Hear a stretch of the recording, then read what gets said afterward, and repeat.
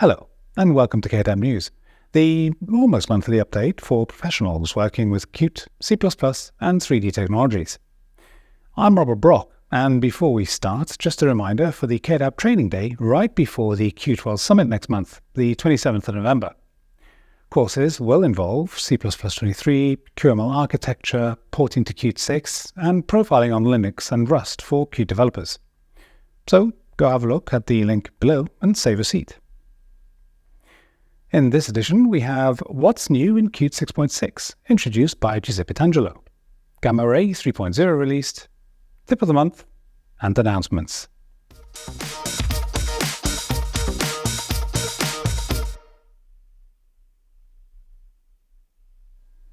Qt 6.6 was to be released by the end of September, but now has been pushed back to the 10th of October. I'll hand you over to my colleague Giuseppe Tangelo, who'll give you an overview of what is new in the upcoming version, as he is a frequent contributor to Qt and thus rather familiar with updates and their improvements. Hi, Giuseppe. Hi, Robert, and hi, viewers of KDAB TV. So today we'll briefly talk about the new Qt 6.6 release. As usual, with the new Qt release, there is a lot of things happening in there, lots of improvements all over the board. You can see the changelog for that. I'm leaving a link down in the video description for that.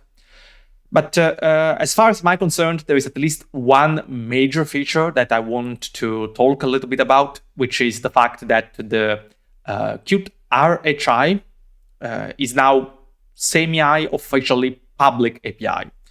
So it took a little longer than expected, but now that API is considered stable enough and mature enough for it to become public finally. Now, what in the world is RHI? I use an acronym that stands for Render Hardware Interface. And that's basically an abstraction layer that Qt utilizes internally, or at least so far internally, in order to abstract whatever 3D graphics API your application wants to use. The world of 3D graphics API is evolving, right? Gone are the days where we could just target OpenGL on our platforms. Not only OpenGL itself is slowly becoming deprecated and not really the new thing anymore, but there is now a differentiation in APIs. For instance, if you use Apple went with Metal. On Windows, or in general Microsoft devices, there is Direct 3D. On Linux, there is OpenGL, and there is also, of course, Vulkan as a cross-platform API that targets more things. So when you build a framework like Qt and you want to use 3D graphics API, for instance, to accelerate things like Qt Quick Rendering or Qt Quick 3D Rendering, how do you target multiple APIs at the same time? Well, as any problem in computer science, you add an abstraction layer. And that's precisely what RHI is for. It's this abstraction layer, Qt Quick 3D, and Qt 3D as well. They can just target RHI, and RHI will then target whatever 3D graphics API you have on your system. Now, so far, this abstraction layer has been utilized within Qt, but now the API is public, meaning that applications can also decide to use it.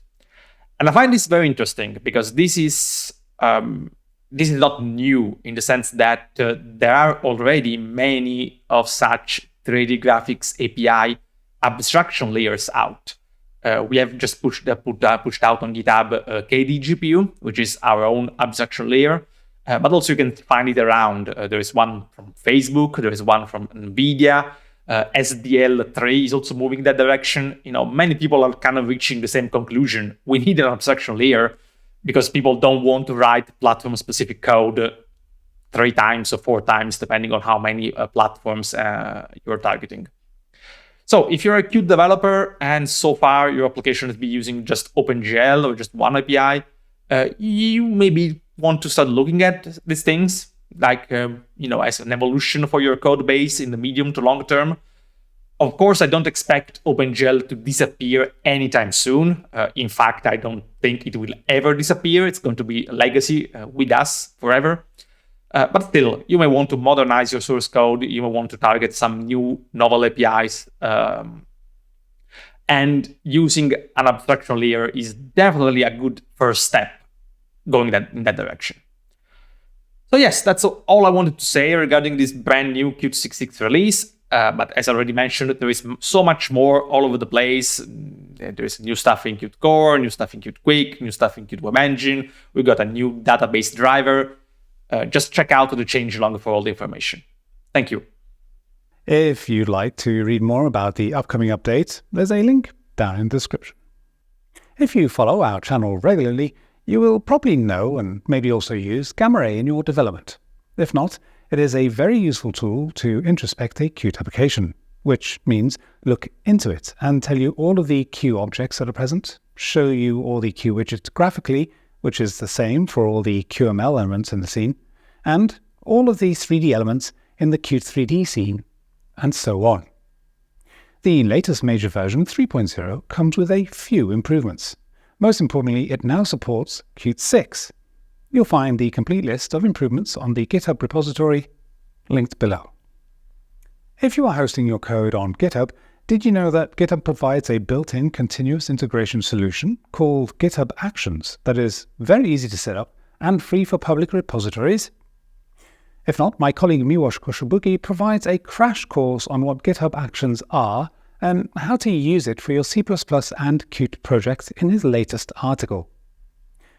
In short, here is what you will learn about the built-in CI/automation system. You configure 3 YAML files in GitHub Workflows. It can run on GitHub-provided cloud runners or on-prem. Works for macOS, Windows, and Linux. It can also run in containers.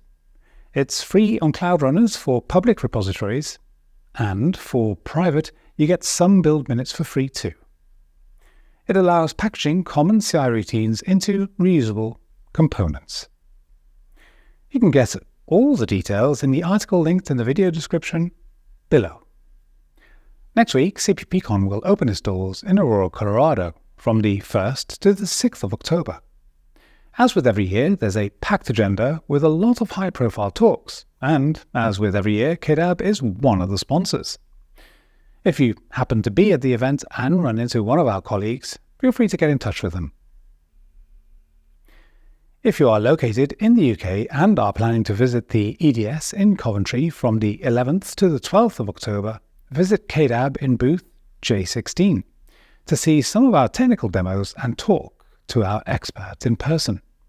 More info linked below.